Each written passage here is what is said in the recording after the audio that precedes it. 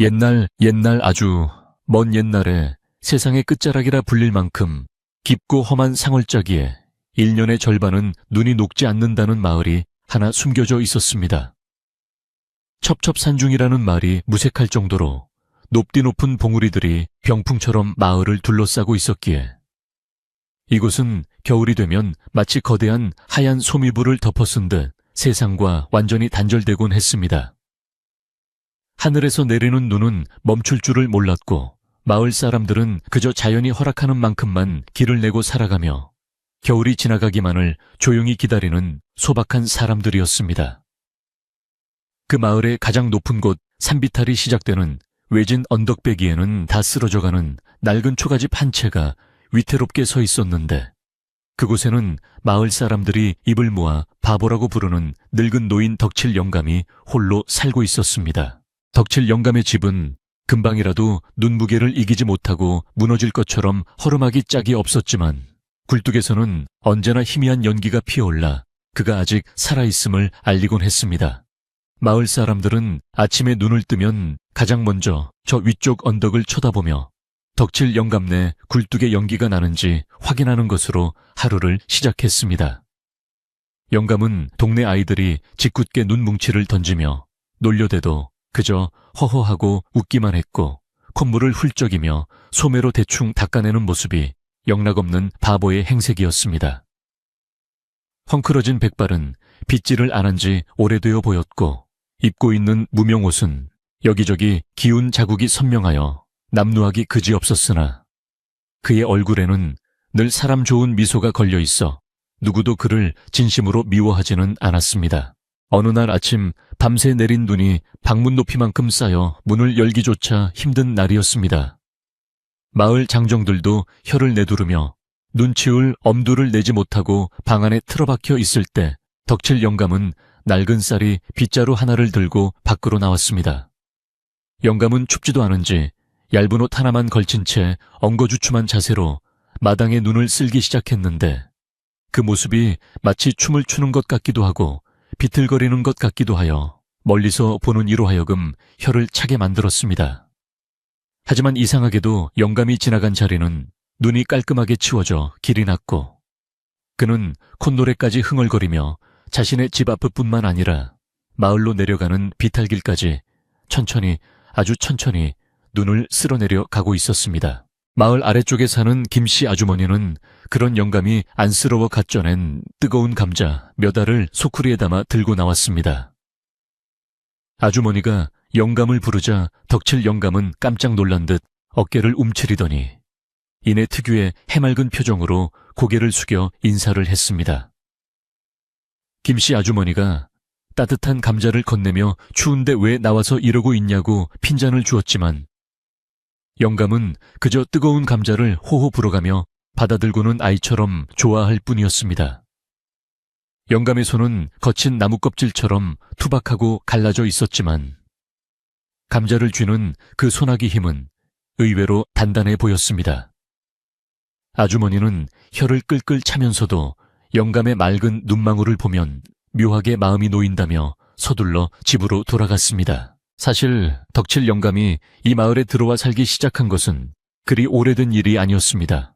대략 10여 년 전 지독한 눈보라가 몰아치던 어느 날 밤에 보찜 하나 달랑 메고 마을 어귀에 쓰러져 있던 것을 촌장님이 발견하여 거두어 주었던 것입니다. 깨어난 그는 자신의 이름이 덕칠이라는 것 외에는 아무것도 기억하지 못하는 듯했고 말하는 것도 어눌하고 행동도 굼뜨기만 하여 마을 사람들은 그가 난리통에 머리를 다쳐 바보가 된 것이라 여겼습니다.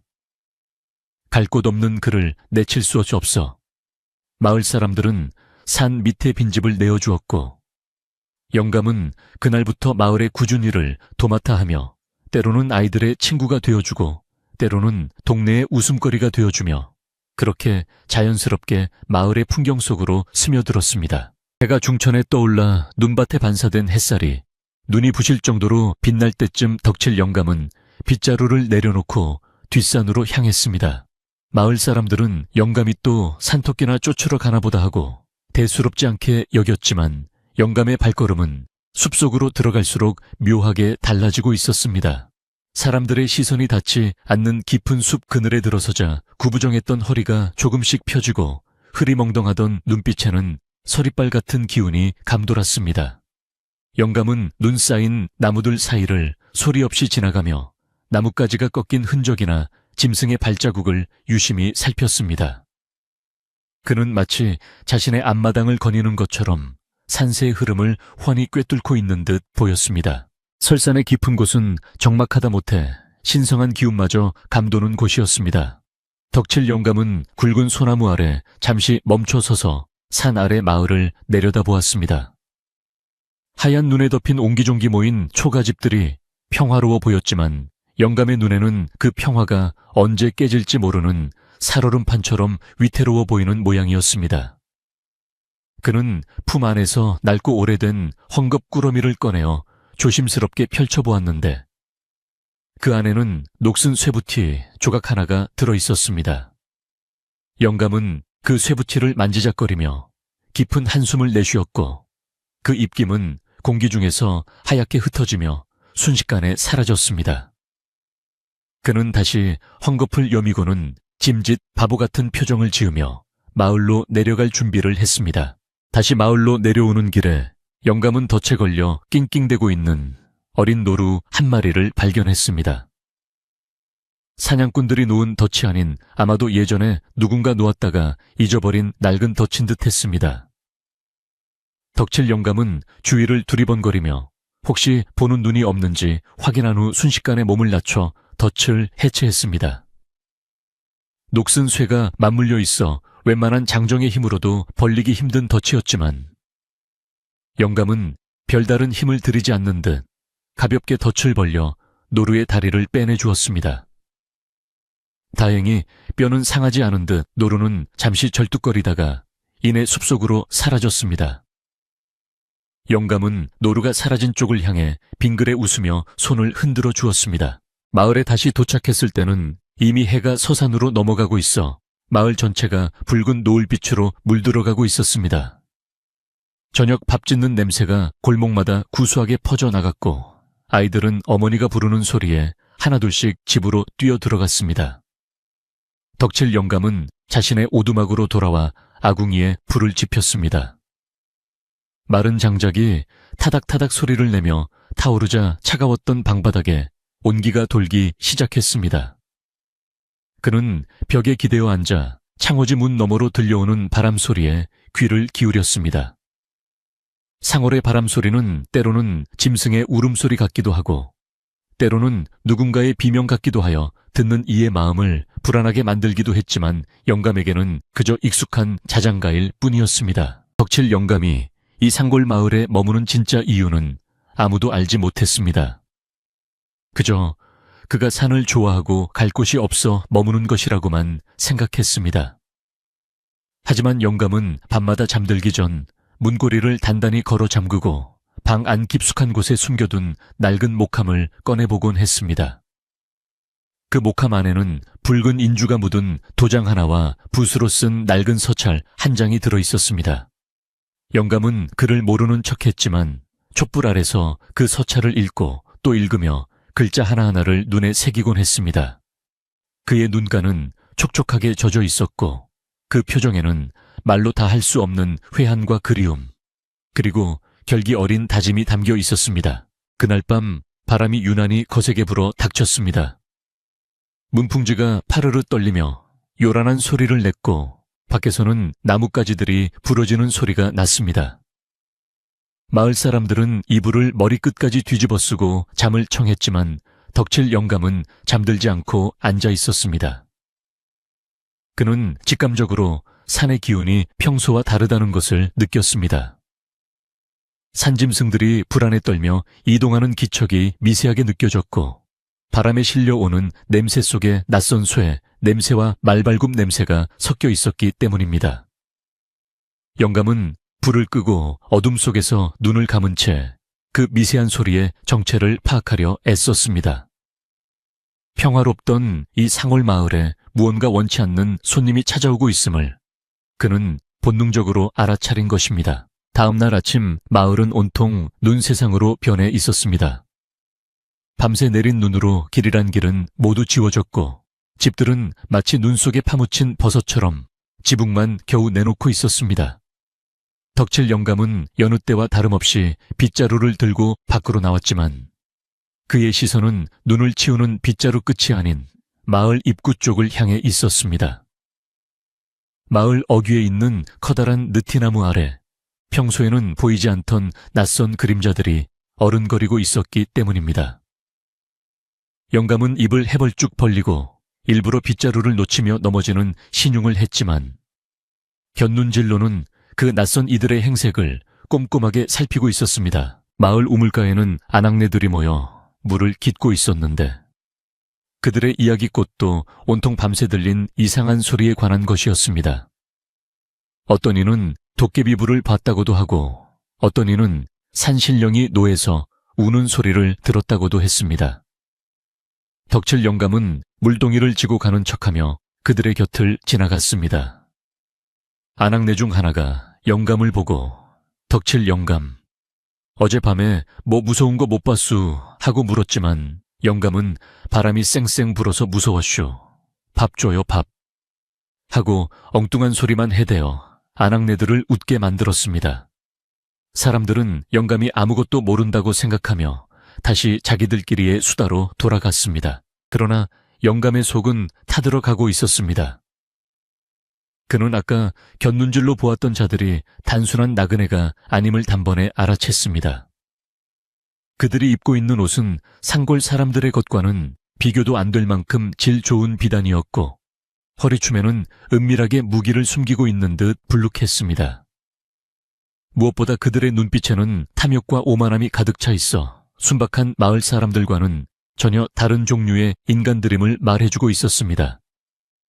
영감은 빗자루를 다시 쥐고 집으로 돌아오면서 자신이 지켜야 할 것이 무엇인지 그리고 앞으로 닥쳐올 시련이 무엇일지를 곰곰이 생각했습니다.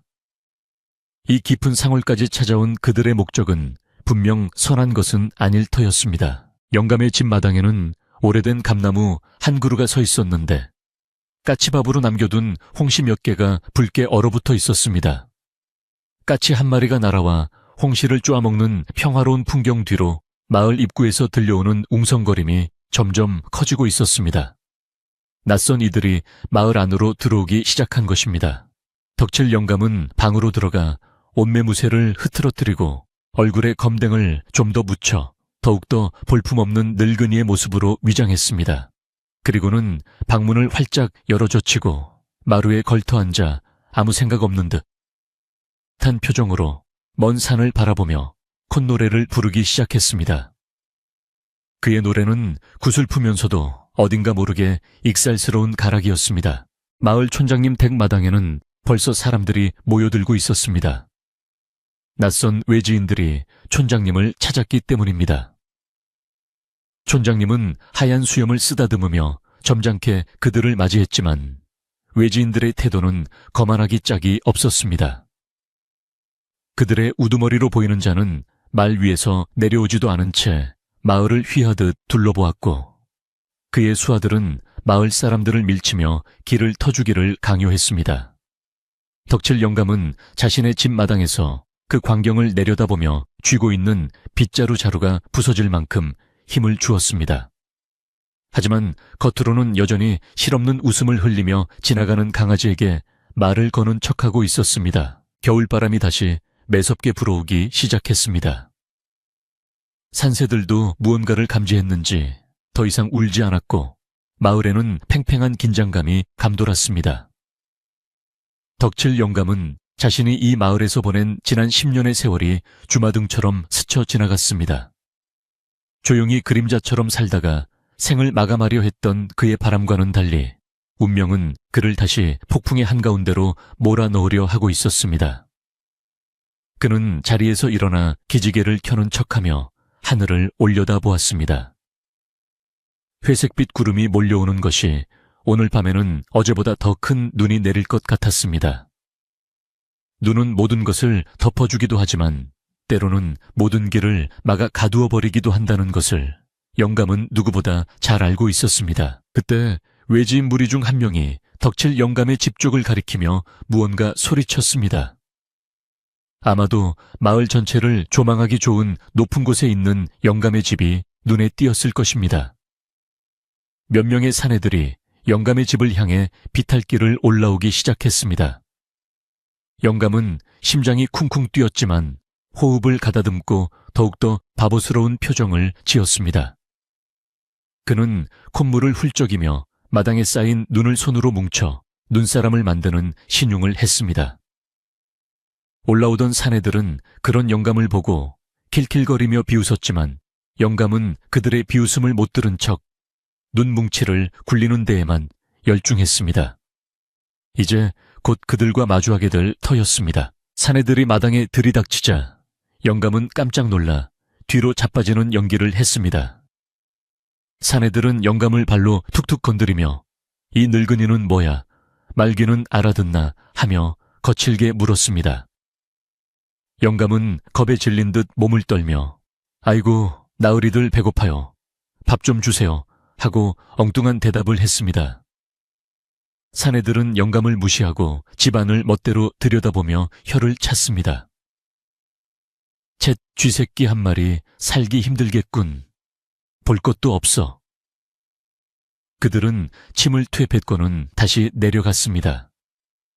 영감은 그들이 사라질 때까지 바닥에 엎드려 있었지만 그들이 완전히 등을 돌리자마자 고개를 들어 그들의 뒷모습을 날카롭게 노려보았습니다. 그들의 허리춤에 매달린 패를 보았기 때문입니다. 그것은 도성에서도 세도가나 가질 수 있는 표식이었습니다. 권력을 등에 업고 무서울 것 없이 날뛰는 자들이 이 깊은 상월까지 찾아온 이유는 단 하나 전설 속에서나 나온다는 귀한 약초나 보물을 찾기 위함일 것이 분명했습니다. 덕칠 영감은 자리에서 일어나 흙 묻은 옷을 털어냈습니다. 그의 표정은 더 이상 바보의 것이 아니었습니다. 그는 창고 구석에 숨겨두었던 단단한 박달나무 지팡이를 꺼내 들었습니다. 이제 그저 숨죽이고 있을 수만은 없는 상황이 다가오고 있었습니다. 마을 아래쪽에서 촌장님의 곤혹스러운 목소리가 바람을 타고 들려왔습니다. 외진들은 당장 쉴 곳을 내놓으라며 행패를 부리고 있는 모양이었습니다. 덕칠 영감은 지팡이를 짚고 마당 끝에 서서 산 정상을 바라보았습니다. 하얀 설사는 아무 말이 없었지만 영감은 산이 보내는 경고를 들을 수 있었습니다. 준비하라, 폭풍이 온다. 영감은 눈을 감고 깊게 심호흡을 했습니다.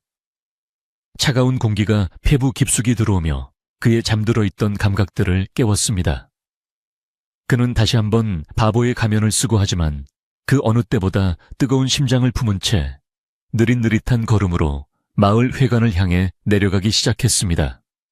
이것은 긴 싸움의 시작이었습니다. 마을 회관 앞마당은 이미 낯선 이들의 차지가 되어 있었고 그들의 기세에 눌린 마을 사람들은 처마 밑이나 담장 뒤에 서서 불안한 눈빛으로 상황을 지켜보고 있었습니다. 비단 옷을 입고 호피를 두른 거구의 사내가 마당 한가운데 놓인 평상에 거만하게 앉아 있었는데 그가 바로 도성에서 왔다는 거상 박대인이었습니다. 그의 곁에는 날카로운 눈매를 가진 호위무사들이 칼자루를 만지작거리며 서 있었고 하인들은 마을 사람들에게 고함을 치며 짐을 풀고 있었습니다. 고요하던 상올 마을에 들이닥친 이 소라는 마치 잔잔한 호수에 던져진 거대한 바위처럼 마을의 평화를 순식간에 깨뜨리고 있었습니다. 덕칠 영감은 사람들 틈에 섞여 이 광경을 지켜보며 짐짓겁에 질린 표정으로 몸을 움츠렸습니다. 박대인은 살이 통통하게 오른 손가락으로 수염을 쓰다듬으며 촌장을 향해 거만한 목소리로 말했습니다. 내 이 산속에 천년 묵은 설산삼이 있다는 소문을 듣고 왔네. 그대들이 길을 안내하고 편의를 봐준다면 섭섭지 않게 보상할 것이야. 그의 말에는 부탁이 아닌 명령의 어조가 배어 있었고 돈이면 무엇이든 해결될 것이라는 오만함이 가득했습니다. 마을 사람들은 설산삼이라는 말에 웅성거리기 시작했습니다. 그것은 마을에서 금기시되는 전설 속의 영약으로 산신령이 지키는 물건이라 하여 누구도 감히 찾으려 하지 않는 것이었기 때문입니다. 사람들의 얼굴에 두려움이 스치고 지나가는 것을 박대인은 놓치지 않고 비릿한 미소를 지었습니다. 촌장님은 떨리는 손으로 지팡이를 짚고 앞으로 나서며 정중하지만 단호한 목소리로 말했습니다. 대인 어른 이곳 설사는 험하기도 하거니와 예로부터 신령님이 노하시면 큰 재앙이 닥친다 하여 마을 사람들도 함부로 깊은 곳에는 들어가지 않습니다. 하물며 외지인들이 산을 파헤친다면 산이 노할까 두렵습니다. 부디 돌아가 주십시오. 촌장님의 말은 마을 사람들의 마음을 대변하는 것이었으나 박대인에게는 그저 시골 노인네의 쓸데없는 미신 타령으로밖에 들리지 않았습니다. 박대인은 코웃음을 치며 엽전 꾸러미를 바닥에게 내동댕이 쳤습니다. 짤랑거리는 소리가 마당에 울려 퍼졌지만 아무도 그 돈을 주우려 하지 않았습니다. 그때 덕칠 영감이 비틀거리며 앞으로 튀어나갔습니다. 그는 바닥에 떨어진 엽전 꾸러미를 보고 아이처럼 손뼉을 치며 좋아라 달려들었습니다. 아이고, 이게 뭐야, 돈이다 돈. 이걸로 엿 싸먹어야지. 영감은 엽전을 줍느라 박대인의 발치에 엎드렸고 호위무사들이 기겁하며 영감을 발로 차서 밀어냈습니다. 영감은 눈밭에 나뒹굴면서도 엽전 하나를 손에 꼭 쥐고 헤헤거리며 웃었습니다. 아저씨들, 나 이거 가져도 돼요. 우리 집 강아지 줄 건데.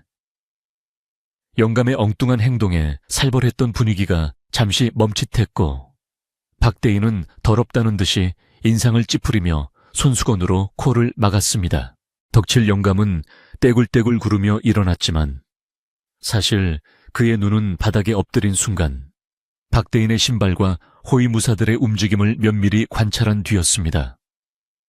박대인의 신발에는 진흙이 묻어 있었는데 그것은 일반적인 상일의 흙이 아니라 늪지대나 동굴 근처에서나 볼 법한 검은 흙이었습니다.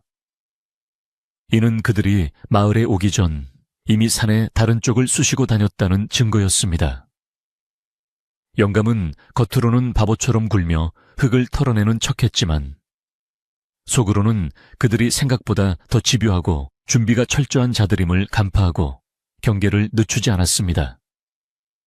그는 다시 사람들 뒤로 숨으며 촌장님에게 괜찮다는 눈짓을 아주 짧게 보냈습니다. 박대인은 영감의 소란에 기분이 상했는지 벌떡 일어나 소리쳤습니다. 내일 날이 밝는 대로 입산을 할 것이다. 마을의 젊은 놈들, 며칠 차출하여 짐을 들게 하고 길을 안내하게 하라. 만약 거역한다면 관계고하여 이 마을을 쑥대밭으로 만들 것이다. 그의 협박에 마을 아낙네들은 아이들을 품에 꼭 안았고 젊은 장정들은 주먹을 쥐었지만 감히 대들지는 못했습니다. 무력을 갖춘 그들에게 맞서는 것은 계란으로 바위치기나 다름없었기 때문입니다. 박대인 일당은 촌장님이 내어준 사랑채와 마을 회관을 차지하고는 술상을 바오라고 소리치며 승리자처럼 굴었습니다. 밤이 깊어지자 마을에는 다시 적막이 찾아왔지만 예전의 평화로운 적막과는 달랐습니다. 마을 회관 쪽에서는 박대인 일당이 술을 마시며 떠드는 소리와 거친 웃음소리가 밤하늘을 찢을 듯 울려 퍼졌습니다. 그들은 가져온 고기를 굽고 술을 퍼마시며 내일 찾게 될 산삼에 대한 헛된 꿈을 꾸고 있었습니다. 마을 사람들은 불도 켜지 못한 채 숨죽여 그 소리를 듣고 있었고 촌장님은 뜬 눈으로 밤을 지새우며 마을의 안위를 걱정했습니다. 산짐승들도 그들의 살기를 느꼈는지 오늘따라 늑대 울음소리조차 들리지 않고 산 전체가 죽은 듯 고요했습니다. 덕칠 영감은 자신의 오두막 문틈으로 그 불빛을 내려다보고 있었습니다. 그는 낮에 주운 엽전을 만지작거리고 있었는데 엽전의 표면이 매끄럽게 달아있는 것을 보아 수없이 많은 사람의 손을 거친 피와 땀이 서린 돈임을 알 수 있었습니다. 영감은 씁쓸한 표정으로 엽전을 방구석에 던져버렸습니다. 그는 벽에 걸린 낡은 도롱이를 걸치고 소리 없이 밖으로 나갔습니다. 눈은 그치지 않고 계속 내리고 있었고 영감의 발자국은 내리는 눈에 금세 덮여 지워졌습니다. 그는 그림자처럼 은밀하게 움직여 마을 회관 근처로 다가갔습니다.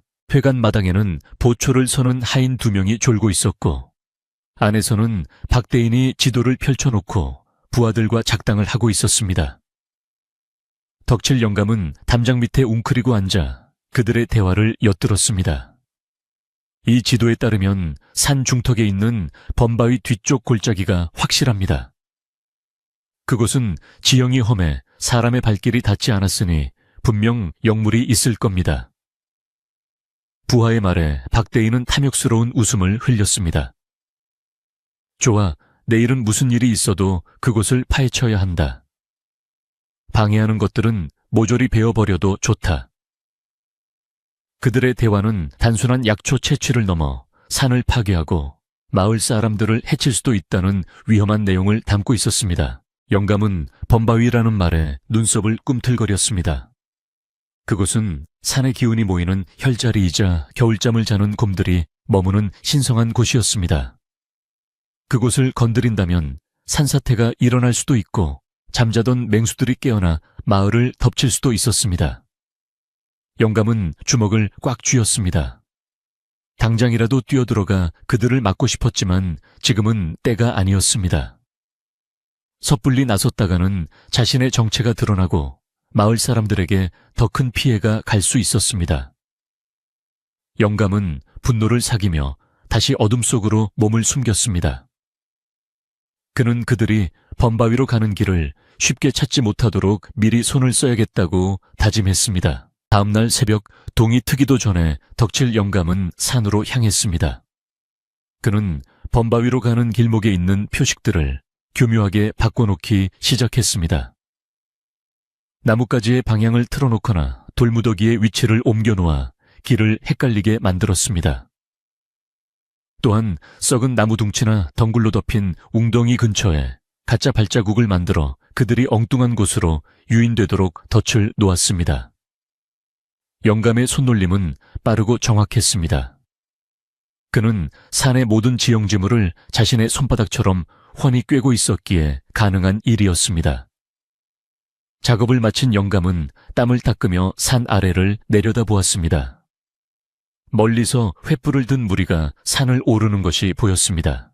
박태인 일당과 강제로 끌려 나온 마을 청년 몇 명이 산 입구에 도착했습니다. 박대인은 화려한 털옷을 입고 말에 앉아 채찍을 휘두르며 재촉했습니다. 꾸물거리지 말고 앞장서라. 해가 중천에 뜨기 전에 범바위에 도착해야 한다. 청년들은 겁에 질려 떨면서도 어쩔 수 없이 눈 덮인 산길을 헤쳐나갔습니다. 그 뒤를 덕칠 영감이 짐짓 나무하러 가는 척하며 거리를 두고 따라붙었습니다. 영감은 지게에 마른 나뭇가지를 잔뜩 싣고 있었지만 그의 발걸음은 짐의 무게를 느끼지 못하는 듯 가벼웠습니다. 그는 언제든지 상황이 위급해지면 개입할 준비를 하고 있었습니다. 산행은 처음부터 순탄치 않았습니다. 덕칠 영감이 바꿔놓은 표식 때문에 그들은 계속해서 같은 자리를 맴돌거나 막다른 길에 다다랐습니다. 박대인은 길을 안내하는 청년들에게 화를 내며 채찍질을 해댔습니다. 이 멍청한 놈들, 너희가 이 산에 산다면서 길 하나 제대로 못 찾느냐? 청년 중 하나가 울먹이며 말했습니다. 분명 이쪽이 맞는데 이상하게 길이 사라졌습니다. 귀신에 홀린 것 같습니다. 그 말에 박대인은 더욱 길길이 날뛰며 청년의 뺨을 때렸습니다. 귀신은 무슨 귀신 똑바로 찾지 못하면 내 놈들을 산짐승 먹이로 던져주고 가겠다. 숨어서 지켜보던 덕칠 영감은 마음이 아팠지만 참아야 했습니다. 그는 조용히 돌멩이 하나를 집어들었습니다. 그리고 박대인이 타고 있는 말의 엉덩이를 향해 정확하게 던졌습니다. 탁익하는 소리와 함께 말이 놀라 앞발을 들고 날뛰었습니다. 갑작스러운 소동에 박대인은 말에서 떨어져 눈밭에 처박혔고 우스꽝스러운 꼴로 나뒹굴었습니다. 하인들이 기겁하며 달려가 박대인을 일으켜 세웠지만 그는 이미 눈범벅이 되어 체면을 구긴 뒤였습니다. 덕칠 영감은 나무 뒤에서 입을 막고 킬킬거리며 웃음을 참았습니다. 소소한 복수였지만 통쾌한 순간이었습니다. 하지만 박대인의 분노는 극에 달했습니다. 그는 눈을 털어내며 칼을 뽑아들고 고래고래 소리를 질렀습니다. 누구냐? 누가 감히 나를 능멸하느냐? 그는 주위를 둘러보며 아무 나무나 베어버렸습니다. 아름드리 나무가 굉음을 내며 쓰러졌고 숲속의 새들이 놀라 푸드득 날아올랐습니다. 그 광경을 본 촌장님이 헐레벌떡 쫓아 올라왔습니다. 대인 어른 진정하십시오. 산에서 함부로 나무를 베거나 소란을 피우면 안 됩니다. 산신령님이 노하십니다. 촌장님은 무릎을 꿇고 애원했지만 이성을 잃은 박대인의 귀에는 아무것도 들리지 않았습니다. 박대인은 촌장님의 멱살을 잡고 으르렁거렸습니다. 늙은이, 내 놈이 꾸민 지시지기를 숨기고 우리를 골탕 먹이려고 수작을 부린 개야. 촌장님은 숨이 막혀 캑캑거리면서도 고개를 저었습니다. 아닙니다. 정말 아닙니다. 산이 길을 감춘 것입니다. 박대인은 촌장님을 바닥에 내동댕이 쳤습니다. 조화산이 길을 감췄다면 내가 그 산을 깎아서라도 길을 만들겠다. 여봐라, 숲을 모조리 태워버려라. 불을 지르면 길이 보이겠지. 그의 광기 어린 명령에 부하들이 횃불을 들고 움직이기 시작했습니다. 눈 덮인 산이라 불이 잘 붙지는 않겠지만 그들의 행동은 산에 대한 선전포고나 다름없었습니다. 이대로 두면 정말 큰일이 날 상황이었습니다. 덕칠 영감은 지게를 내려놓고 삿갓을 깊게 눌렀었습니다. 그는 품에서 작은 피리 하나를 꺼냈습니다. 그것은 짐승의 뼈로 만든 호각으로 특수한 소리를 내어 산짐승들을 부르거나 쫓을 때 쓰는 물건이었습니다. 영감은 호각을 입에 물고 아주 낮고 기이한 소리를 불었습니다. 사람의 귀에는 잘 들리지 않는 그 소리는 바람을 타고 숲속 깊은 곳으로 퍼져 나갔습니다. 잠시 후 숲속에서 묵직한 울림이 들려오기 시작했습니다. 마치 땅이 우는 듯한 소리였습니다. 갑자기 바람의 방향이 바뀌더니 산 정상에서부터 거센 눈보라가 몰아치기 시작했습니다. 맑았던 하늘이 순식간에 어두워지고 주먹만한 눈송이들이 쏟아져 내렸습니다. 부하들이 들고 있던 횃불은 거센 바람과 눈에 맥없이 꺼져버렸고 사람들은 눈을 뜰 수조차 없게 되었습니다. 박대인과 그의 일당들은 갑작스러운 기상 변화에 당황하여 우왕좌왕했습니다. 이게 무슨 조화냐, 갑자기 왜 눈보라가 치는 거야. 그들은 서로 부딪히고 넘어지며 혼비백산했습니다. 촌장님과 마을 청년들은 본능적으로 몸을 낮추고 서로를 의지하며 버텼습니다. 그 혼란 속에서 덕칠 영감은 바람처럼 빠르게 움직였습니다. 그는 넘어진 촌장님과 청년들을 부축하여 안전한 바위 뒤로 피신시켰습니다. 그러면서도 자신의 얼굴은 철저히 가리고 짐짓 겁먹은 목소리로 귀신이다, 산신령 귀신이 나왔다 하고 소리쳤습니다. 그의 외침은 공포에 질린 박대인, 일당의 마음에 기름을 부었습니다.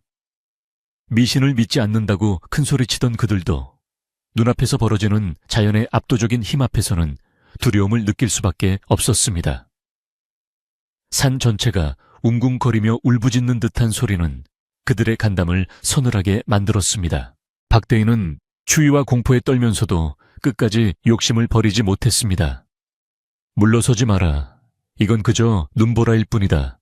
약초가 바로 저기에 있다. 하지만 그의 부하들은 이미 전의를 상실하고 하나둘씩 뒷걸음질 치고 있었습니다. 눈은 점점 더 거세게 쏟아져 무릎까지 차올랐고 시야는 한 치 앞도 분간할 수 없게 되었습니다. 자연이 인간의 오만함에 경종을 울리는 순간이었습니다. 덕칠 영감은 바위 뒤에서 그 모습을 지켜보며 이것이 끝이 아님을 직감했습니다.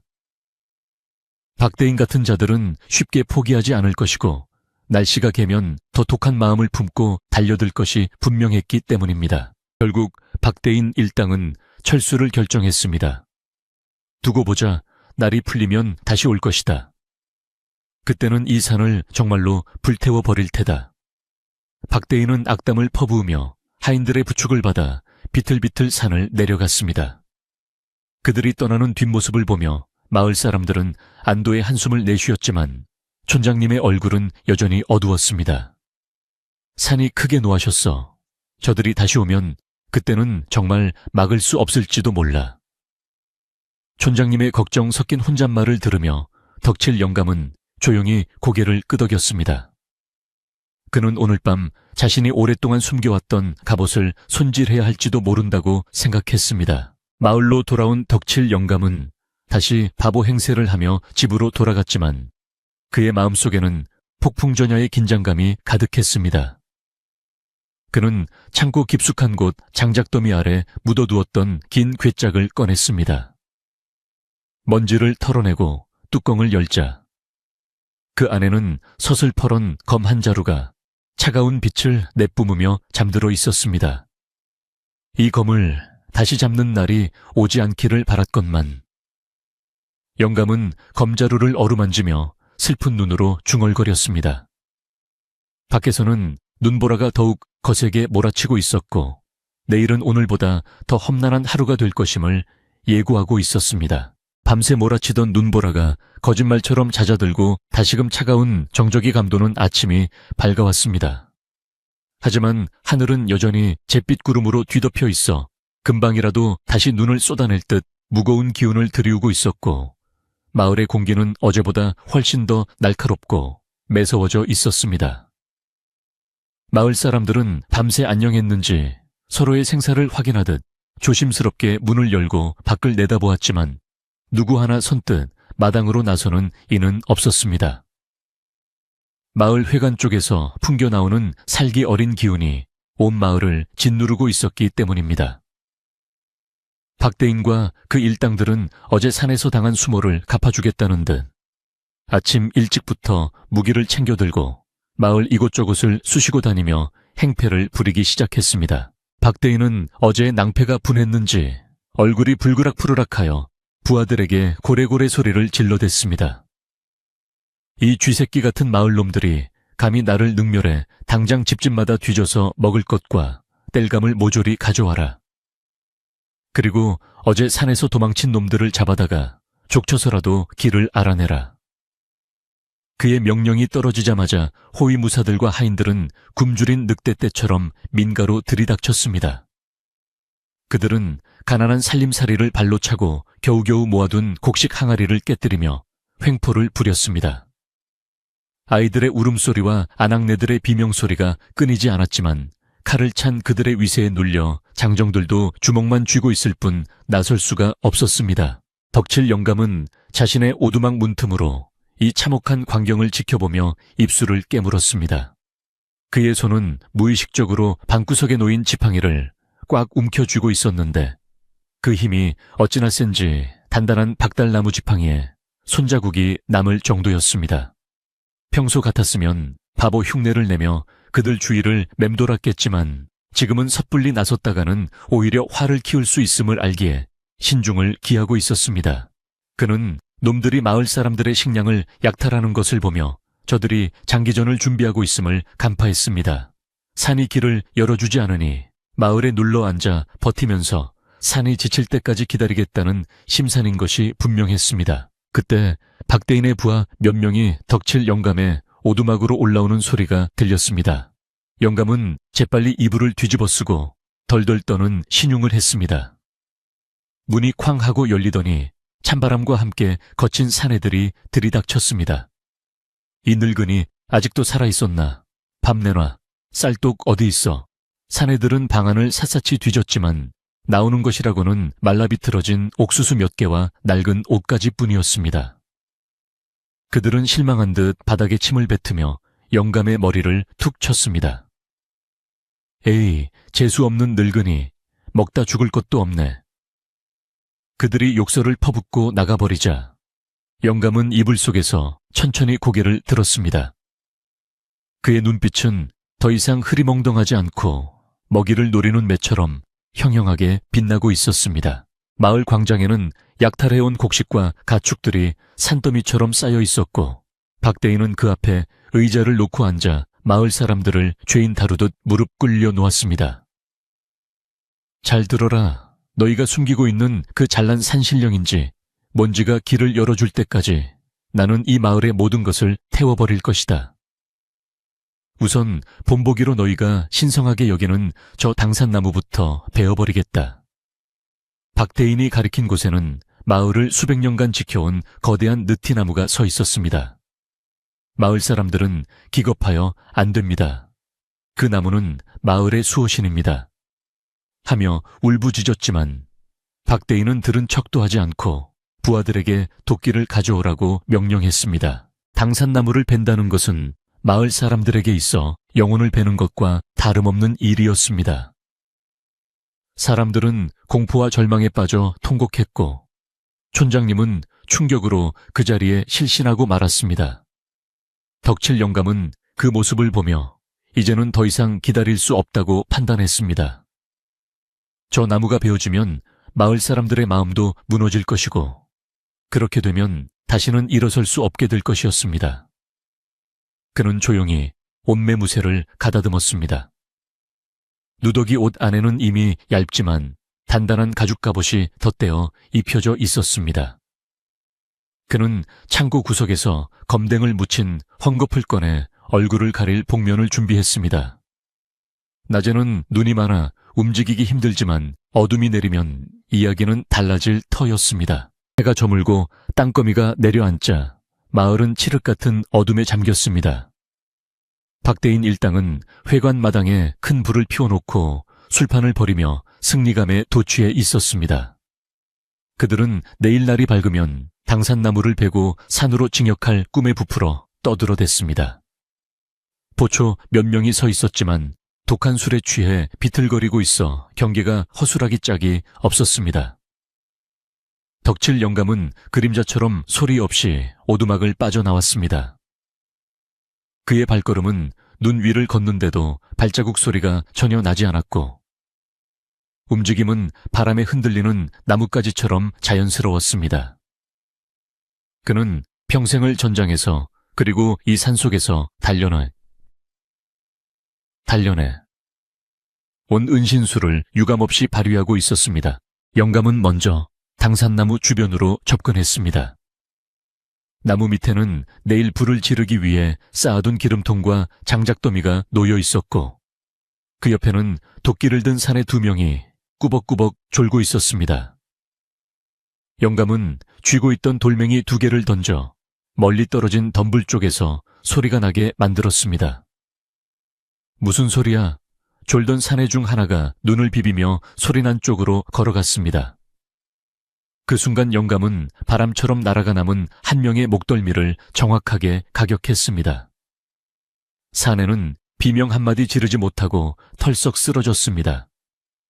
뒤이어 돌아온 다른 한 명도 영감의 날렵한 손놀림에 순식간에 제압당해 눈밭에 뒹굴었습니다. 덕칠 영감은 쓰러진 사내들을 나무 뒤로 끌고 가서 밧줄로 단단히 묶었습니다. 그가 묶는 매듭 방식은 일반인들은 흉내낼 수 없는 과거 군관들이 포로를 결박할 때 쓰던 오라줄 방식이었습니다. 한번 묶이면 스스로는 절대 풀 수 없고 움직일수록 더 조여드는 특수한 매듭이었습니다. 영감은 그들의 입에 재갈을 물려 소리를 내지 못하게 한 뒤 기름통들을 들어 마을 밖 가을가에 쏟아버렸습니다. 기름 냄새가 진동했지만 차가운 밤바람이 금세 냄새를 흩어버렸습니다. 도끼와 톱 같은 장비들은 당산나무 온기 구멍, 깊숙한 곳이나 덤불 속에 숨겨버려 내일 아침 그들이 당황할 수밖에 없게 만들었습니다. 일을 마친 영감은 잠시 나무에 손을 얹고 눈을 감았습니다. 거친 나무 껍질에서 전해지는 오래된 기운이 영감의 손을 통해 전해져 왔습니다. 조금만 참으시오. 내 이놈들을 기필코 쫓아낼 것이니. 영감은 나무에게 속삭이듯 약속하고 다시 몸을 돌렸습니다. 하지만 그의 작업은 여기서 끝이 아니었습니다. 그는 박대인이 머무는 사랑채 지붕 위로 소리 없이 올라갔습니다. 기와장을 살짝 드러내고 안을 들여다보니 박대인은 술에 취해 코를 골며 자고 있었고 그 머리맡에는 지도가 놓여 있었습니다. 영감은 품에서 붓을 꺼내 지도 위에 붉은색으로 크게 X 표시를 하고 그 옆에 돌아가라는 경고 문구를 흘린 채로 적어 놓았습니다. 그때 마당을 지나가던 어린아이 하나가 지붕 위의 그림자를 목격했습니다. 잠이 오지 않아 밖을 서성거리던 개똥이었습니다. 아이는 눈을 비비며 지붕 위를 다시 쳐다보았지만 검은 그림자는 이미 사라지고 없었습니다.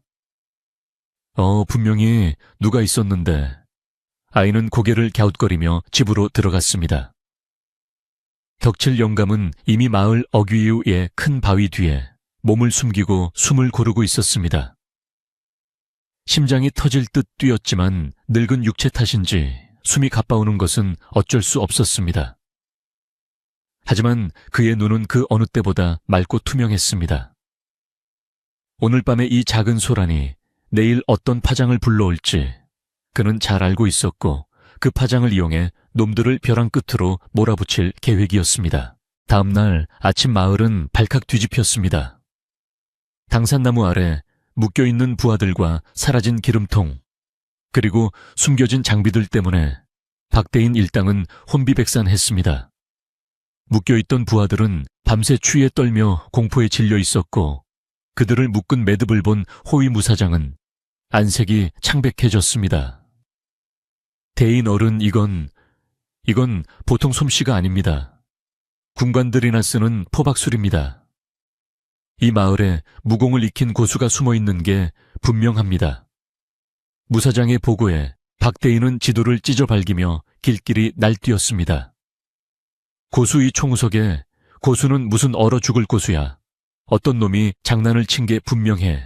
박대인은 지도에 적힌 붉은 글씨를 보고는 더 이상 참을 수 없다는 듯 폭발했습니다. 그는 마을 사람 전원을 회관 앞마당으로 집합시켰습니다. 아픈 촌장님까지 질질 끌려 나왔고 아이들과 노인들까지 모두 눈밭에 무릎을 꿇렸습니다. 박대인은 시퍼런 칼을 뽑아들고 촌장님의 목에 겨누었습니다. 잘 들어라. 지금 당장 어젯밤에 쥐새끼처럼 내 부하들을 묶고 지도에 낙서를 한 놈이 나오지 않으면 이 늙은이의 목을 베겠다. 셋을 세겠다. 하나. 그의 목소리는 살기로 가득 차 있었고 마을 사람들은 공포에 질려 비명조차 지르지 못했습니다. 둘박대인의 칼끝이 촌장님의 목 피부를 살짝 스치며 붉은 피가 배어 나왔습니다. 촌장님은 눈을 감고 체념한 듯 고개를 숙였습니다. 사람들은 발을 동동 구르며 울음을 터뜨렸지만 누구도 범인이 누구인지 알지 못했기에 나설 수가 없었습니다. 바로 그때 사람들 무리 가장 뒤쪽에 쭈그리고 앉아있던 덕칠 영감이 천천히 몸을 일으켰습니다. 평소처럼 구부정한 자세가 아니었습니다. 그는 굽었던 허리를 곧게 펴고 어깨를 당당히 벌리며 일어섰습니다. 그의 키가 평소보다 훨씬 커 보였고 왜소해 보였던 체구에서 뿜어져 나오는 기운이 주변의 공기를 압도했습니다. 덕칠 영감은 쓰고 있던 낡은 벙거지 모자를 벗어 던졌습니다. 헝클어졌던 백발이 바람에 흩날리며 드러난 그의 얼굴은 우리가 알던 바보 덕칠이가 아니었습니다. 매섭게 치켜 올라간 눈썹과 깊고 강인한 눈동자, 굳게 담은 입술은 수많은 전장을 누비던 장수의 위엄을 그대로 간직하고 있었습니다. 그는 뚜벅뚜벅 아주 침착하고 무게감 있는 걸음으로 박대인을 향해 걸어 나갔습니다. 마을 사람들이 홍해 갈라지듯 길을 터주었고 모두가 놀란 눈으로 영감을 쳐다보았습니다. 저게 정말 덕칠 영감이야. 수근거리는 소리가 들렸지만 영감은 개의치 않고 오직 박대인만을 응시했습니다. 박대인은 다가오는 영감의 기세에 눌려 저도 모르게 뒷걸음질을 쳤습니다. 네, 내 놈은 뭐냐? 그 바보 늙은이가 아니냐? 박대인의 목소리가 미세하게 떨렸습니다. 영감은 박대인의 코앞까지 다가와 멈춰 섰습니다. 그리고 평소에 어눌한 말투가 아닌 뱃속 깊은 곳에서 울려 나오는 듯한 중후하고 힘있는 목소리로 말했습니다. 그 더러운 칼을 치워라. 죄 없는 백성을 겁박하는 것이 내 놈들이 말하는 도리더냐.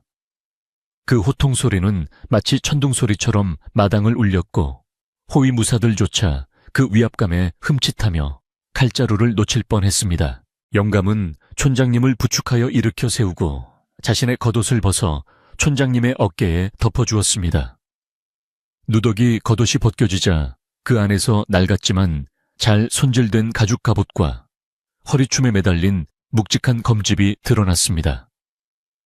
검집에는 왕실의 하사품임을 알리는 용문양이 희미하게 새겨져 있었습니다. 이를 알아본 호위무사장이 경악하며 소리쳤습니다. 저 문양은 북방의 호랑이라 불리던 설마 무사장의 얼굴은 공포로 하얗게 질렸습니다.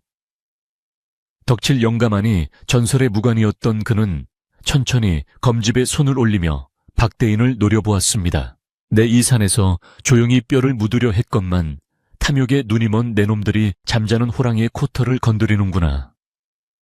영감의 눈빛에서 뿜어져 나오는 살기는 박대인의 간담을 서늘하게 만들었습니다. 박대인은 허세를 부리며 소리쳤습니다. 이 늙은이가 미쳤나 여봐라. 저놈을 당장 베어라 늙은이 혼자서 뭘 어쩌겠다는 거야. 하지만 그의 부하들은 쉽사리 덤벼들지 못했습니다. 영감이 뿜어내는 기운이 보통이 아님을 본능적으로 느꼈기 때문입니다. 영감은 피식 웃으며 검을 아주 조금 엄지손가락으로 밀어 올렸습니다. 챙 하는 맑은 금소금이 울려 퍼지는 순간 주변의 공기가 얼어붙는 듯 했습니다. 올 테면 오거라. 하지만 내 칼이 칼집을 벗어나는 순간 내 놈들 중 누구도 성이 돌아가지 못할 것이다. 영감의 선전포고는 단호했습니다. 마을 사람들은 멍하니 그 모습을 바라보았습니다. 매일 콧물을 흘리며 바보짓을 하던 덕칠이가 우리를 지켜주는 거대한 산처럼 우뚝 서 있는 모습은 꿈인지 생시인지 분간이 가지 않을 정도였습니다. 김씨 아주머니는 입을 다물지 못한 채 세상에 하며 가슴을 졸였고 아이들은 눈을 반짝이며 영감을 바라보았습니다. 이제 싸움은 피할 수 없는 국면으로 접어들었습니다. 호위무사 몇 명이 눈짓을 교환하더니 기합을 지르며 영감에게 달려들었습니다. 죽어라 늙은이. 그들의 칼날이 영감의 머리 위로 떨어지려는 찰나 영감의 몸이 유령처럼 흐릿해졌습니다. 눈 깜짝할 사이에 영감은 칼을 피하고 무사들의 팔목을 쳐내거나 다리를 걸어 넘어뜨렸습니다. 검을 뽑지도 않고 오로지 검집과 맨손만으로 건장한 산의 셋을 순식간에 제압해버린 것입니다. 바닥에 나뒹구는 무사들을 보며 박대인은 입을 떡 벌렸고 나머지 부하들은 공포에 질려 뒷걸음질 쳤습니다. 영감은 흐트러짐 없는 자세로 다시 제자리에 서서 차가운 눈으로 박대인을 응시했습니다. 아직도 모르겠느냐? 이 산이 너희를 거부하는 것이 아니라 내가 너희를 거부하는 것이다. 영감의 목소리는 낮았지만 그 울림은 산 전체를 뒤흔드는 듯했습니다.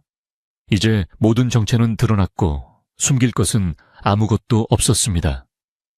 바보 덕칠이는 사라지고 마을과 산을 지키는 수호신이 그 자리에 서 있었습니다.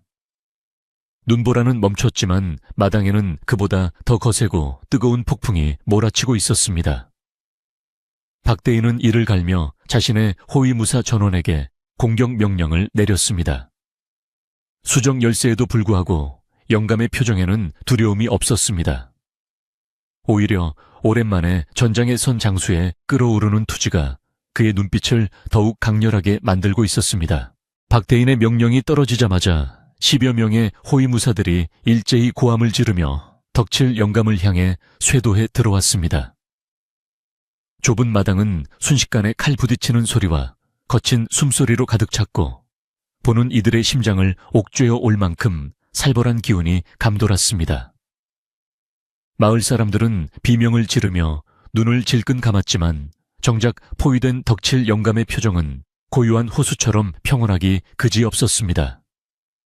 그는 달려드는 무사들의 칼날을 종이 한 장 차이로 피하며 마치 춤을 추듯 유연하게 몸을 놀렸습니다. 그의 발은 눈 위에 깊은 자국을 남기지 않을 만큼 가벼웠으나 그가 내뻗는 주먹과 발길질에는 바위를 부술 듯한 묵직한 힘이 실려 있었습니다. 영감은 검을 뽑지도 않은 채 검진만으로 상대의 급소를 정확하게 가격했습니다. 하는 외마디 비명과 함께 무사들이 하나둘씩 나가떨어졌습니다. 영감의 움직임은 너무 빨라 눈으로 쫓기 힘들 정도였는데 이는 그가 단순히 힘으로만 싸우는 것이 아니라 상대의 호흡과 흐름을 읽고 그 빈틈을 파고들기 때문이었습니다.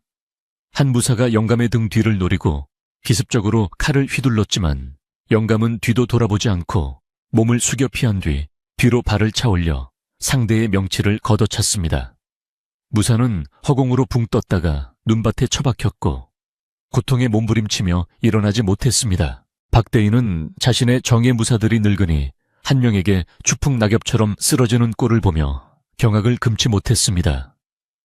그는 입술을 파르르 떨며 뭐 하고 있느냐, 저 늙은이를 당장 죽여주기란 말이다 하고 악을 썼지만 이미 기세는 덕칠 영감 쪽으로 완전히 넘어간 뒤였습니다. 영감은 쓰러진 무사들의 무기를 발로 차 멀리 날려보내며 천천히 포위망을 뚫고 박대인 쪽으로 다가갔습니다. 그의 옷자락에는 피 한 방울 튀지 않았고 호흡조차 흐트러짐 없이 일정했습니다. 그것은 인간의 경지를 넘어선 오랜 수련과 실전으로 다져진 고수만이 보여줄 수 있는 압도적인 무의였습니다. 마을 사람들은 눈을 뜨고 이 기적 같은 광경을 지켜보았습니다. 평소 콧물을 흘리며 아이들에게 꿀밤을 맞던 덕칠이가 저토록 강하고 위험 있는 모습이었다니 믿기지가 않았습니다. 촌장님은 감격에 겨워 눈물을 흘리며 중얼거렸습니다. 하늘이 우리를 버리지 않으셨어. 장군님이 우리 마을에 숨어 계셨던 거야. 마을 청년들은 주먹을 불끈 쥐며 가슴속에서 뜨거운 무언가가 솟구치는 것을 느꼈습니다. 그동안 외지인들에게 당하며 억눌렸던 분노와 두려움이 영감의 당당한 모습을 보며 용기와 희망으로 바뀌고 있었습니다. 모든 무사가 쓰러지고 이제 마당 한가운데에는 박대인과 덕칠 영감만이 마주 서게 되었습니다. 박대인은 뒷걸음질 치다 엉덩방아를 찧었고 공포에 질려 바닥을 기며 뒤로 물러났습니다. 살려주시오. 내 돈은 얼마든지 주겠소. 금덩이를 원하시오. 아니면 비단. 박대인은 품에서 전표와 금부티를 꺼내어 영감에게 던지듯 내밀었습니다. 하지만 영감은 거들떠보지도 않고 차가운 눈으로 박대인을 내려다보았습니다. 내 놈의 더러운 돈 따위는 필요 없다. 네가 짓밟은 것은 이 마을 사람들의 자존심이고 네가 더럽힌 것은 이 신성한 산의 정기다. 영감은 천천히 허리춤에 검을 잡았습니다. 스릉챈 하는 소리와 함께 마침내 영감의 검이 검집에서 빠져나왔습니다. 햇빛을 받은 검날은 서리발처럼 차갑고 푸른 빛을 띠고 있었고 검신에 새겨진 용 문양은 마치 살아 움직이는 듯 꿈틀거렸습니다. 영감은 검을 들어 박대인의 목 겨누었습니다. 이 검은 나라를 지키고 백성을 구하는 데 쓰라고 받은 것이다. 탐욕스러운 내 놈의 피를 묻혀 더럽히고 싶지는 않으나 네가 지은 죄를 생각하면 당장 베어버려도 시원치 않다. 영감의 서슬 퍼런 일갈에 박대인은 오줌을 지르며 손이 발이 되도록 빌었습니다. 잘못했습니다. 죽을 죄를 지었습니다. 제발 목숨만은 살려주십시오. 당장 떠나겠습니다. 다시는 이 근처에 얼씬도 하지 않겠습니다. 박대인은 콧물과 눈물로 범벅이 된 채 애원했습니다. 천하를 호령할 듯 기고만장하던 거상의 모습은 온데간데 없고 목숨을 구걸하는 비굴한 인간만이 남아있을 뿐이었습니다. 덕칠 영감은 그런 박대인을 보며 깊은 한숨을 내쉬었습니다. 그는 검을 거두지 않은 채 낮고 엄한 목소리로 말했습니다. 내 놈의 목숨이 귀한 줄 알면 남의 목숨 귀한 줄도 알아야 하는 법이다. 당장 내 수아들을 데리고 이 마을을 떠나라. 만약 한 번 더 내 눈에 띄거나 이 산을 넘보려 한다면 그때는 이 검이 용서치 않을 것이다. 영감이 검을 거두고 길을 터주자 박대인은 감사합니다를 연발하며 허둥지둥 일어났습니다. 그는 쓰러진 부하들을 발로 차며 일어나 빨리 도망가자 하고 재촉했습니다. 다치고 멍든 무사들은 절뚝거리며 박대인을 부축하고는 뒤도 돌아보지 않고 마을 밖으로 줄행랑을 쳤습니다. 그들이 버리고 간 짐과 무기들이 마당에 널려 있었지만 아무도 그것을 챙길 생각조차 하지 못했습니다. 마을 사람들은 그들이 사모퉁이를 돌아 완전히 사라질 때까지 숨을 죽이고 지켜보았습니다. 마침내 그들의 그림자가 보이지 않게 되자 마을에는 다시금 고요가 찾아왔습니다. 긴장이 풀리자 마을 사람들 사이에서 와 하는 함성이 터져 나왔습니다. 사람들은 서로 얼싸안고 기뻐했으며 촌장님은 지팡이를 짚고 영감에게 다가와 넙죽절을 하려 했습니다. 장군님, 이 미천한 늙은이가 귀한 분을 몰라 뵙고 막대해 죄송합니다. 덕칠 영감은 깜짝 놀라 촌장님을 부축해 일으켰습니다. 아이고, 촌장님 왜 이러십니까? 저는 그저 밥 많이 먹는 덕칠이일 뿐입니다. 영감은 쑥스러운 듯 머리를 긁적이며 예전의 그 순박한 웃음을 지어 보였습니다. 방금 전까지 천하를 호령하던 장수의 모습은 사라지고 다시 친근한 이웃집 할아버지로 돌아온 것입니다. 마을 사람들은 영감의 주위로 몰려들었습니다. 김씨 아주머니는 눈시울을 붉히며 영감의 손을 잡았습니다. 영감님, 아니 장군님, 저희가 그것도 모르고 감자만 쪄다 드리고 정말 죄송해서 어쩌나요? 덕칠 영감은 아주머니의 손을 따뜻하게 감싸쥐며 말했습니다. 아주머니 그 감자가 얼마나 맛있는지 모릅니다.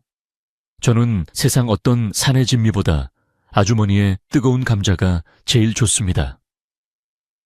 영감의 따뜻한 말 한마디에 마을 사람들의 마음속에 남아있던 미안함과 어색함이 눈 녹듯 사라졌습니다. 사람들은 그제야 안도의 한숨을 내쉬며 웃음을 되찾았습니다. 자, 이렇게 서 있지 말고 어서 엉망이 된 마을을 치웁시다. 오늘 밤은 다 같이 모여서 잔치라도 벌여야 하지 않겠습니까? 청년 중 하나가 소리치자 사람들은 환호하며 각자 팔을 걷어붙였습니다. 어떤 이들은 널브러진 무기를 치우고 어떤 이들은 깨진 항아리를 정리했습니다. 아낙네들은 부엌으로 달려가 솥을 걸고 불을 지폈습니다. 박대인 일당이 약탈해갔던 곡식과 고기도 다시 되찾았으니 마을 사람들은 오랜만에 배불리 먹을 수 있게 되었습니다. 마을 전체가 활기를 되찾고 집집마다 굴뚝에서 연기가 피어올랐습니다. 덕칠 영감은 다시 빗자루를 들고 마당을 쓸기 시작했습니다. 촌장님이 장군님, 이제 그런 험한 일은 저희가 하겠습니다. 편히 쉬십시오. 하고 말렸지만 영감은 고개를 저으며 웃었습니다. 몸을 움직여야 밥맛이 좋지요. 그리고 제가 쓸어야 마음이 편합니다. 영감은 묵묵히 마당에 묻은 핏자국과 어지러운 발자국들을 지워나갔습니다. 그의 빗자루질 한 번에 지난밤의 공포와 악몽이 하나둘씩 사라지는 듯 했습니다. 아이들은 영감의 뒤를 졸졸 따라다니며 장군님, 칼 쓰는 법 좀 가르쳐 주세요. 하고 제잘거렸고 영감은 칼은 무거워서 못 쓴다. 빗자루질이 최고야 하며 농담을 던졌습니다. 해가 서산으로 뉘엿뉘엿 넘어가고 마을은 황금빛 노을에 잠겼습니다. 부엌에서는 구수한 된장국 냄새와 밥 짓는 냄새가 진동했습니다. 김씨 아주머니는 특별히 아껴두었던 닭을 잡아 솥에 넣었고 옆집 할머니는 묵은 김치를 꺼내 썰었습니다. 마을 회관 넓은 마당에 멍석이 깔리고 집집마다 가져온 반찬들이 한데 모여 푸짐한 상이 차려졌습니다. 비록 화려하지는 않지만 정성과 사랑이 가득 담긴 밥상이었습니다. 마을 사람들은 옹기종기 모여 앉아 덕칠 영감을 상석에 모셨습니다. 영감은 극구 사양했지만 마을 사람들의 간곡한 청에 어쩔 수 없이 촌장님 옆자리에 앉았습니다. 따뜻한 국밥 한 그릇이 영감 앞에 놓였습니다. 김이 모락모락 나는 국물을 한 숟가락 떠먹으니 얼었던 몸과 마음이 사르르 녹아내리는 것 같았습니다. 영감은 참 좋다, 좋아 하며 감탄사를 연발했습니다. 마을 사람들은 영감이 맛있게 먹는 모습을 보며 덩달아 배가 부른 듯 흐뭇해했습니다.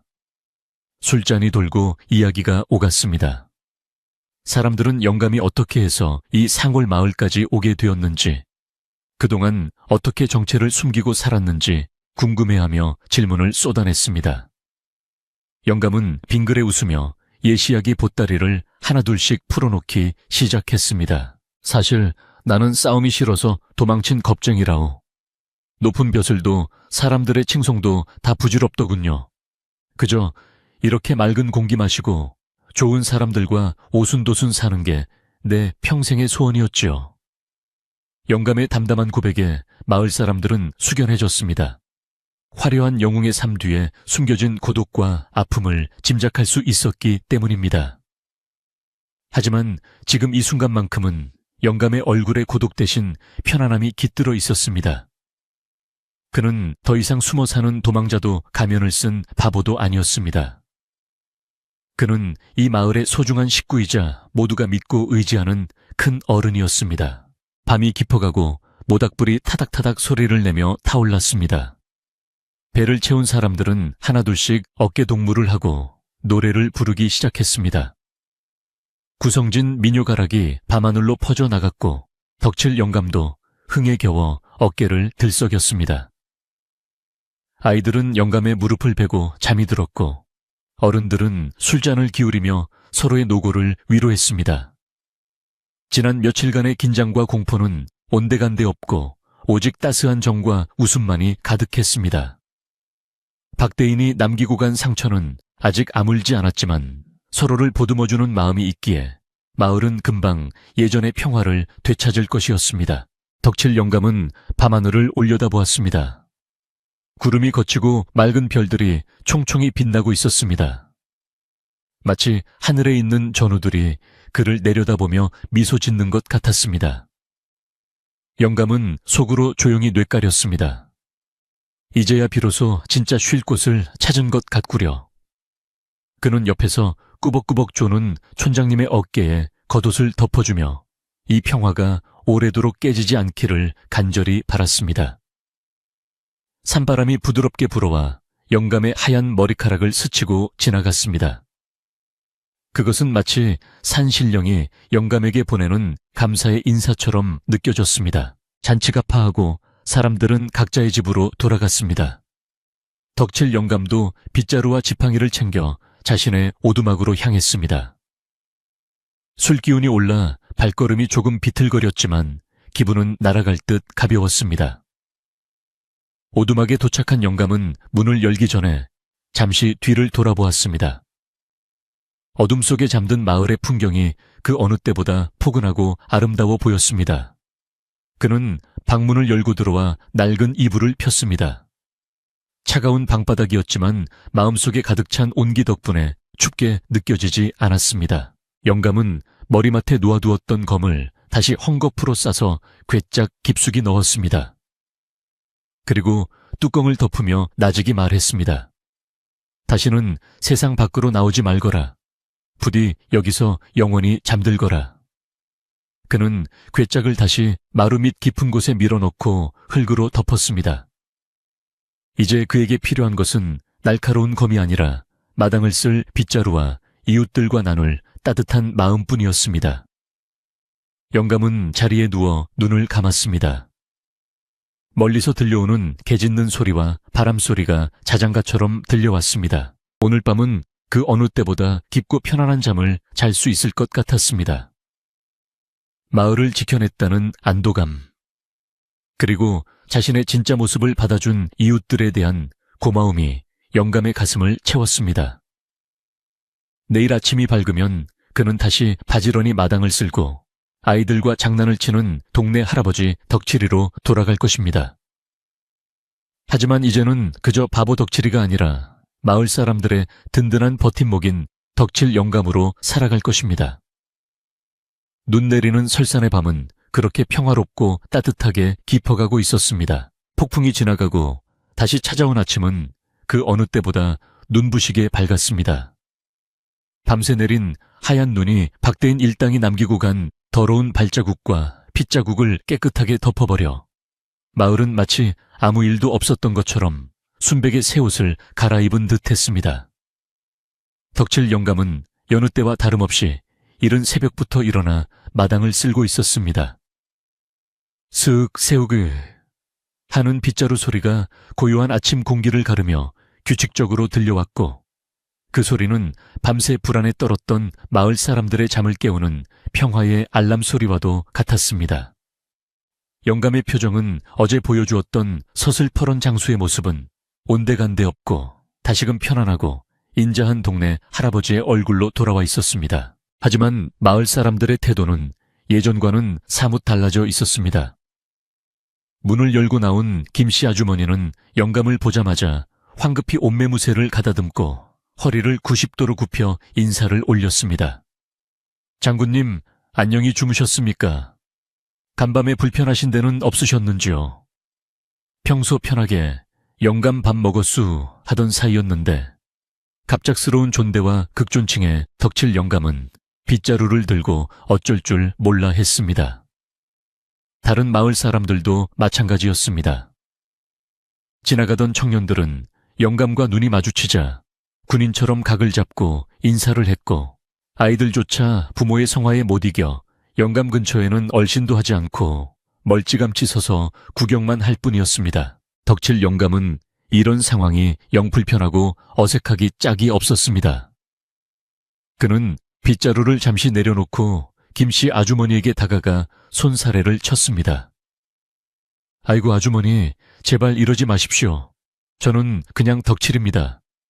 어제 일은 다 잊으시고 예전처럼 편하게 대해주세요. 갑자기 이러시면 제가 몸둘 바를 모르겠습니다. 영감이 아무리 사정을 해도 사람들의 머릿속에는 어제 보았던 그 압도적인 무공과 카리스마가 깊이 박혀 있어 쉽사리 예전처럼 그를 대하기가 어려웠습니다. 그들에게 덕칠 영감은 더 이상 모자란 바보가 아니라 마을을 구한 영웅이자 범접할 수 없는 높은 어른이었기 때문입니다. 점심때가 되자 촌장님이 마을 사람들을 대표하여 덕칠 영감의 오두막을 찾았습니다.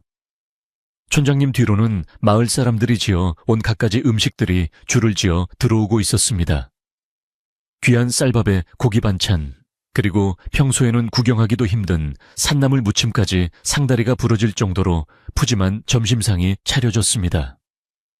촌장님은 무릎을 꿇고 정중하게 말했습니다. 장군님, 이것은 저희 마을 사람들의 작은 성의입니다. 비록 보잘것없으나 부디 맛있게 드셔주십시오. 그리고 앞으로 필요한 것이 있으시면 무엇이든 말씀만 하십시오. 저희가 손발이 되어 모시겠습니다. 덕칠 영감은 한숨을 푹 쉬며 촌장님의 손을 잡아 일으켰습니다. 촌장님, 저는 이런 대접을 받으러 나선 것이 아닙니다. 그리고 저는 장군이 아닙니다. 이미 오래전에 관직을 버리고 나온 그저 이름 없는 촌부일 뿐입니다. 영감은 차려온 음식들을 보며 씁쓸한 미소를 지었습니다. 이 귀한 음식들은 마을 아이들과 노인들에게 나누어 주십시오. 저는 그저 김씨 아주머니가 해주시는 뜨끈한 시래기국 한 그릇이면 족합니다. 영감의 간곡한 부탁에 촌장님은 당황했지만 영감의 눈빛이 너무나 진실하고 확고하여 더 이상 고집을 부릴 수 없었습니다. 그날 오후 덕칠 영감은 마을 분위기를 바꾸기 위해 특단의 조치를 취하기로 마음먹었습니다. 그는 아이들이 모여있는 마을 공터로 나갔습니다. 아이들은 영감이 다가오자 쭈뼛거리며 뒷걸음질을 쳤습니다. 영감은 일부러 꼭 미끄러지는 신용을 하며 으악 하고 과장된 비명을 지르며 엉덩방아를 찧었습니다. 그리고는 벌러덩 누워 팔다리를 허우적거리며 아이고, 내 엉덩이가 깨졌네. 누가 호 좀 해줘라 하고 엄살을 피웠습니다. 그 모습이 어찌나 우스꽝스럽던지 긴장하고 있던 아이들 사이에서 푸하 하는 웃음이 터져 나왔습니다. 가장 용감한 개똥이가 조심스럽게 다가와 영감의 엉덩이를 툭툭 쳤습니다. 에이 할아버지, 장군님이라더니 걷는 것도 못해요. 영감은 개똥이를 와락 끌어안으며 간지럼을 태웠습니다. 요 녀석 할아버지가 아니라 형님이라고 부르라니까. 아이들은 까르르 웃으며 영감에게 달려들어 팔다리에 매달렸습니다. 나도 안아줘요. 나도 태워줘요. 영감은 아이들을 등에 태우고 눈밭을 네 발로 기어다니며 말놀이를 해주었습니다. 멀리서 이 모습을 지켜보던 어른들의 얼굴에도 그제야 긴장이 풀리고 흐뭇한 미소가 번지기 시작했습니다. 아, 우리 덕칠 영감님이 맞구나 하는 안도감이 마을 전체에 퍼져 나갔습니다. 이 사건을 계기로 마을은 다시 예전의 활기를 되찾았습니다. 사람들은 다시 덕칠 영감을 영감님 혹은 덕칠 어르신이라고 부르며 친근하게 대하기 시작했습니다. 물론 마음속 깊은 곳에는 그에 대한 존경심과 고마움이 자리 잡고 있었지만 겉으로는 예전처럼 농담도 주고받고 스스럼 없이 어울렸습니다. 덕칠 영감은 그제야 마음이 편해진 듯 더욱 부지런히 마을을 돌아다니며 일손을 도왔습니다. 무너진 담장을 고치고 박대인 일당이 망가뜨린 창고 문을 다시 달았습니다. 그의 손길이 닿는 곳마다 상처 입은 마을은 빠르게 회복되어 갔습니다. 어느 날 마을 청년들이 산에 나무를 하러 가는데 영감이 따라 나섰습니다. 같이 가세. 내 산신령님께 인사도 드릴 겸. 청년들은 영감과 함께 산을 오르는 것만으로도 천군만마를 얻은 듯 든든해했습니다. 영감은 산을 오르며 청년들에게 나무를 베는 요령뿐만 아니라 산짐승의 발자국을 구별하는 법, 날씨를 읽는 법 등 산에서 살아남는 지혜를 하나하나 가르쳐 주었습니다. 산은 정복하는 대상이 아니라 우리가 빌려 쓰는 안식처네. 항상 감사한 마음을 가져야 산도 우리를 지켜주는 개야.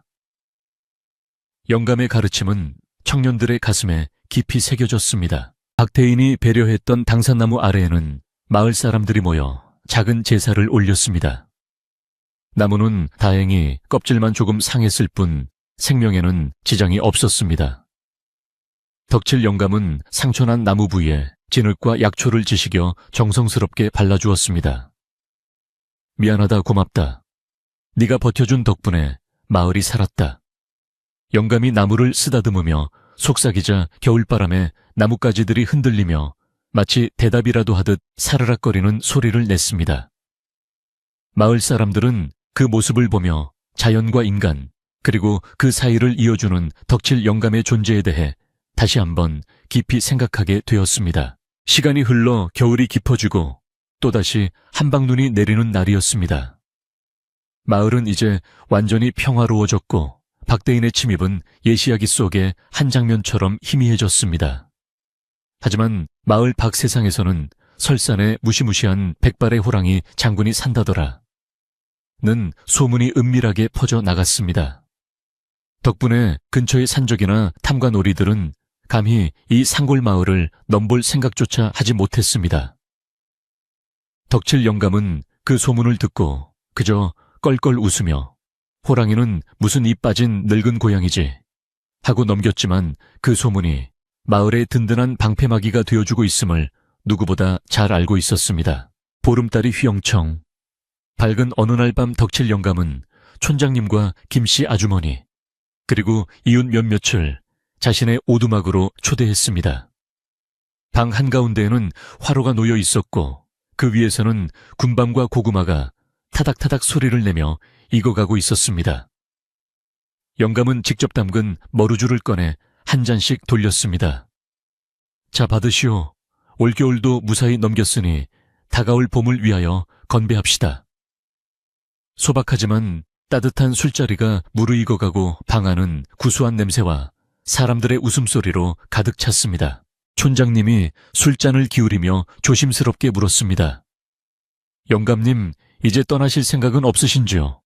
혹시라도 저희가 부담스러워 다시 산속으로 숨으시는 건 아닌가 걱정이 됩니다. 마을 사람들은 일제히 동작을 멈추고 영감의 입을 바라보았습니다.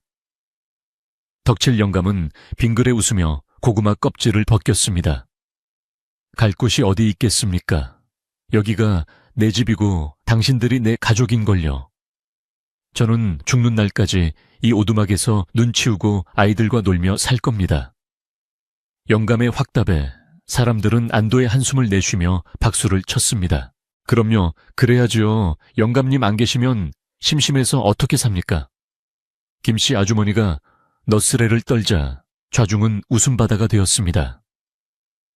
영감은 창문을 열어 밤하늘을 올려다보았습니다. 둥근 달이 설산을 비추고 있었고 산은 하얀 은가루를 뿌려놓은 듯 신비롭게 빛나고 있었습니다. 영감은 마음속으로 맹세했습니다. 내 남은 생은 칼을 잡는 손이 아니라 이웃의 손을 잡는 따뜻한 손으로 살아가겠노라고. 과거의 영광도 회한도 이제는 저 하얀 눈 밑에 묻어두고 오직 지금 이 순간의 평화만을 사랑하겠노라고 다짐했습니다. 밤이 늦어 이웃들이 하나둘씩 돌아가고 오두막에는 다시 정적만이 남았습니다. 하지만 그 정적은 예전처럼 외롭거나 쓸쓸하지 않았습니다. 사람들의 온기가 방 안에 남아 있었고 마음속은 그 어느 때보다 충만했기 때문입니다. 덕칠 영감은 잠자리에 들기 전 마루 및 괴짝이 묻힌 곳을 한번 쳐다보았습니다. 그리고는 나직이 중얼거렸습니다. 그래, 너도 이제 푹 쉬어라. 세상이 너를 필요로 하지 않는 날이 계속되기를 바란다. 그것은 자신의 검에게 그리고 자신에게 건네는 마지막 작별 인사와도 같았습니다. 영감은 이불 속으로 들어가 눈을 감았습니다. 온돌방의 따뜻한 기운이 등허리를 찢어주었고 밖에서 들려오는 바람소리는 마치 자장가처럼 부드럽게 들려왔습니다. 내일 아침에는 일찍 일어나 아이들을 위해 눈썰매를 만들어 주어야겠다고 생각했습니다. 개똥이가 튼튼한 썰매를 만들어 달라고 며칠 전부터 조르던 것이 생각났기 때문입니다. 어떤 나무를 쓸까 모양은 어떻게 만들까? 행복한 고민을 하다 보니 어느새 스르르 잠이 쏟아졌습니다.